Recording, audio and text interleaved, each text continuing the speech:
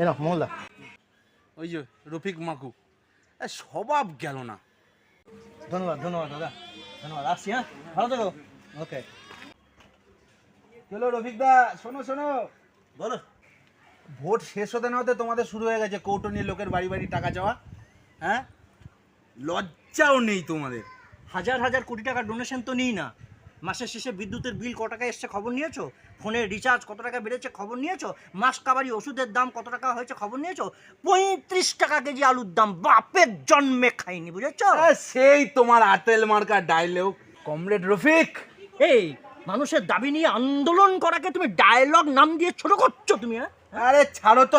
মানব দরদি, আরে অতই যখন মানব দরদি হবে একটা উপনির্বাচন জিতে দেখাও না দেখি।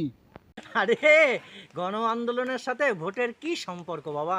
তোমাদের অনেক গণ আন্দোলন দেখেছি, ওইসব লাল না লোল সেলাম সিন্ধুকে তালা দিয়ে বন্ধ করে যাও 21শে জুলাই জয়েন করে নাও, যাও উন্নয়নে সামিল হও, বুঝলে?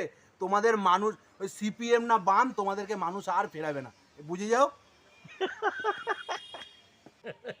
ওটা মানুষের হাতেই ছেড়ে দাও, বুঝলে? আইনসভা না থাক, রাস্তা তো আছে, রাস্তা থেকেই আমরা গণ আন্দোলন করে যাব বারে বারে। আর আন্দোলন, আরে আন্দোলন তো হচ্ছে বাংলাদেশে গিয়ে দেখো ছাত্রদের তোলপাড় করা আন্দোলন। আরে বামেরা তো আন্দোলন বিমুখ, পথ হারিয়ে ফেলেছে বামেরা। মানে বামেদের মাথা তোলাকে তুমি যেন তেন প্রকারেণ মানে ছোট করবেই তুমি একদম। মানে ফোনে রিচার্জ থেকে, দ্রব্যমূল্য বৃদ্ধি পাওয়া থেকে, হকার উচ্ছেদ থেকে, মানিক চকে বিদ্যুৎ নিয়ে ঝামেলা হওয়া থেকে সর্বত্র তোলপাড় করে আন্দোলন করছে, অথচ তুমি সেই আন্দোলনটাকে দেখতে পাচ্ছ না। একটু চোখটা খোলো বাবা, তাহলেই দেখতে পাবে বামেদের আন্দোলন।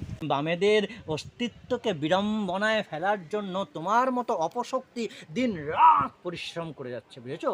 কিন্তু এটা ফল হবে না কোনো। বামেদের তোলপাড় করা আন্দোলন চারিদিকে চলছে, ঝড় উঠেছে, আর এই আন্দোলন চলবে।